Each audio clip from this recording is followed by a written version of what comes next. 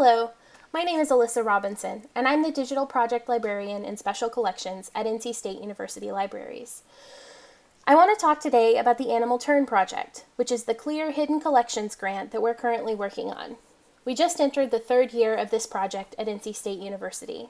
I'm representing the team at NC State, which includes myself, Gwen Thayer, Interim Department Head of Special Collections, and Brian Dietz, Digital Program Librarian for Special Collections.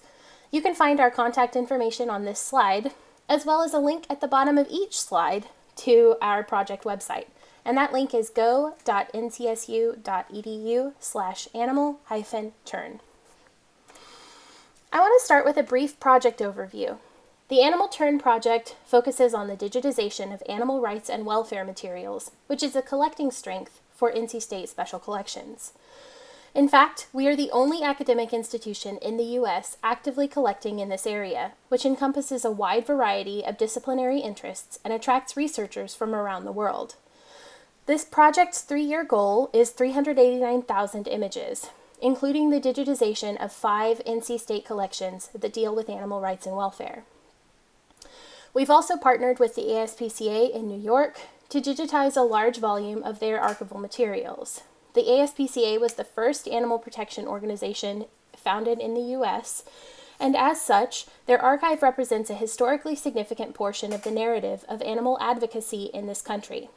This project represents the first time that many of their materials will be available online, so we're very excited to be digitizing their archival materials as part of this project.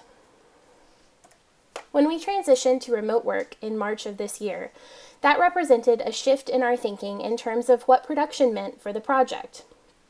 Previously, the focus had been on digitization, but once students and staff were no longer allowed to work on campus, we had to think more creatively about deliverables for the project. Last year, in collaboration with colleagues at NC State, we started developing an application called Wanda, which orchestrates the digitization workflow from the moment an object leaves the box, through publication and OCR if necessary, eventually to digital preservation.